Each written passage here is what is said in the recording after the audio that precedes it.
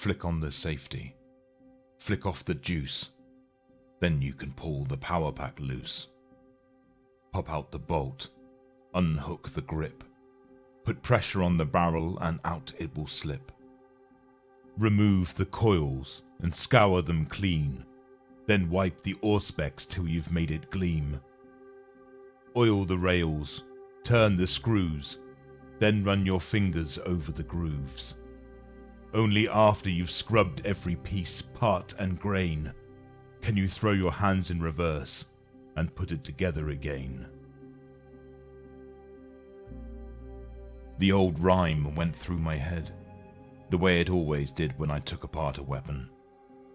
My grandfather taught it to me and my sister when we were still years shy of becoming white shields, and our brains were soft enough that it just got lodged in there. It didn't matter where I was, or what was going on. The old man's voice was always ringing in my ears. As I moved from my rifle to my sidearm, an old auto pistol that I'd kept in my duffel for years, I thought back to those days, looking up at the towering emplacements and the sweeping battlements, the ugly, brutish hardpoints, and thinking how strong they looked. Just like the old man's hands, whenever they taught me one of his tricks. They were old and scarred, but they looked like they'd stand forever. It wasn't until I grew up that I realized just how frail they actually were. It didn't scare me finding that out. It lit my fire, as he said. Meant I was going to have to do more. Be more. So I ran further, pushed up faster, swung harder, and shot straighter. Most important, when somebody knocked me down, I got up, and I got up quick. On the ground is no place to be when you're in a fight, and when you were born on Cadian, you were always in a fight, even if you couldn't see it at that precise moment. I had a shot, and I took it. Notations for marksmanship exceeded expectations on physical trials, and I managed to make it past the psych battery. I made my first jump with the grav chute, even though I nearly pissed myself. After the fifth, I couldn't imagine being anywhere else. When the time for trials came around, I was on the line with everyone else who wanted the right to call themselves Kazakin. I wanted it more than anyone else there.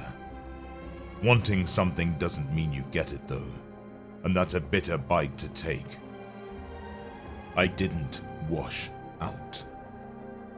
According to my official jacket, I got stamped with something called Tempestiende. My High Gothic is shit, but the designation mostly meant I was right on the line. All it would have taken was one person getting sick, getting slapped with insubordination, or missing a step, and I would have been in their place. I got sent back to my unit with a salute and a well done from the commissar who ran the selection process. It was the only praise he'd given me, and I had no idea what I was supposed to do with it. I'd earned a short leave to put myself back together, and I spent most of it drinking a cocktail primarily used in the motor pool for lubing tank treads. I didn't have some kind of epiphany that made me realize my true purpose. I didn't hear any dark whispers coming out of the void.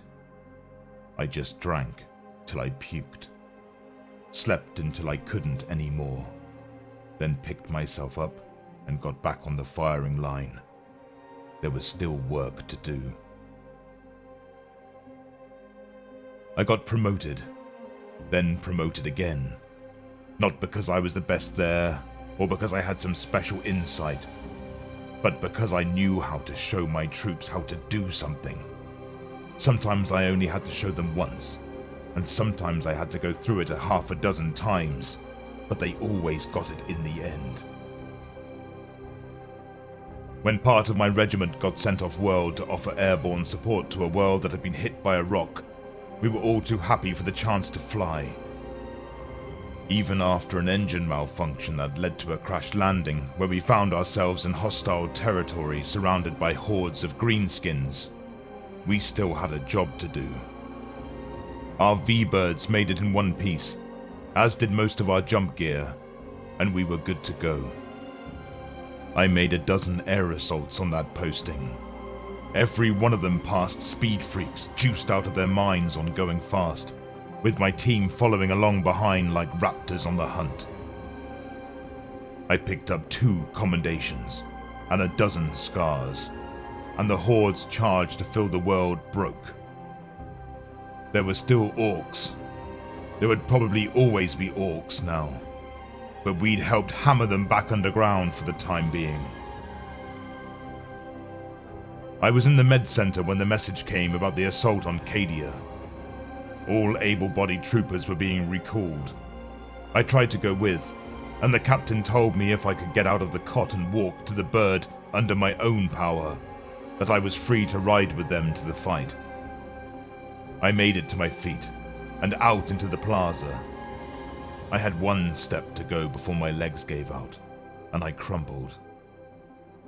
I don't remember being carried back into the center, but by the time I was coherent again, I was told my unit had left. The medic patted my shoulder and smiled at me. She told me Cadian had stood for centuries before I'd been born, and whatever came out of the eye this time would break, just like all the times before. I wish she'd been right. Holy throne, do I wish that. I didn't believe it when I heard. Despite the red chaos washing over the sky and the reports of madness throughout our area, I couldn't believe it. Every bastion I'd ever walked, and every wall that had stood sentinel was gone. Guns that had fired for centuries, that had turned back black crusades that would have smashed any other world, fell silent. The gates of hell had been kicked open from the inside, and the darkness that had been held in check was spilling across the stars like overturned ink, seeping into every corner it could reach. If I'd been a grenadier, I would have been on the planet when it broke. If I'd been a little faster, I would have dodged the wound I'd taken. If I'd been a little slower, it would have killed me. If I'd been a little tougher, I'd have been there. Almost. The word echoed in my head like the crack of a bolt pistol. Almost. Almost. Almost. The light was fading, but it wasn't gone yet. I checked my magazine and holstered my sidearm.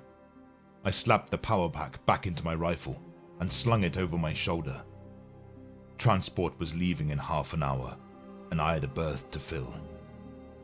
The enemy thought their victory was within their grasp. They almost had it. I had one more lesson to teach them. Almost wasn't good enough.